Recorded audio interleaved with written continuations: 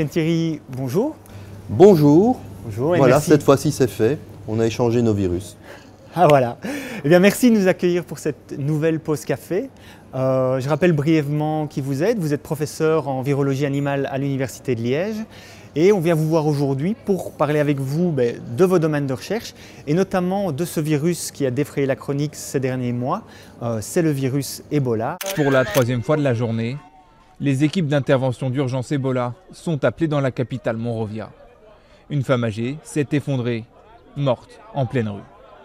Seuls des tests permettront de déterminer si elle avait contracté le virus.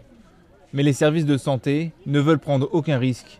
La zone est immédiatement désinfectée et le corps emporté.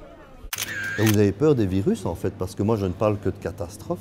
Mais vous savez que les virus, ce n'est pas uniquement des...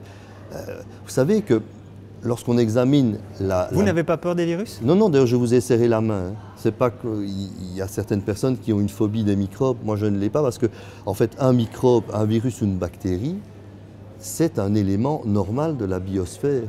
En fait, ici et dans le monde, il y a probablement en biomasse plus de bactéries et de virus que d'espèces animales recensées. C'est étonnant quand même.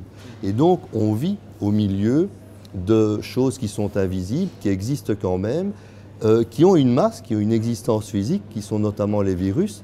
Et la plupart des virus, en fait, ne sont pas dangereux. Donc, en tant que virologiste, moi, j'avais envie de replacer un peu le débat ici, peut-être pour une minute ou deux, mais j'étais un peu embarrassé parce qu'on ne parle que de catastrophes avec les virus, la grippe, Ebola, c'est vrai, mais à côté de ça, vous savez que les virus... Est-ce que les virus peuvent avoir des rôles positifs, par exemple?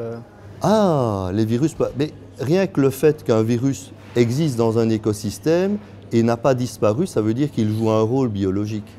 On ne peut quand même pas lui empêcher ce rôle-là. Alors, peuvent-ils jouer des rôles positifs? Ils peuvent jouer des rôles positifs, mais alors, par exemple, c'est dans un contexte de défense contre d'autres pathogènes.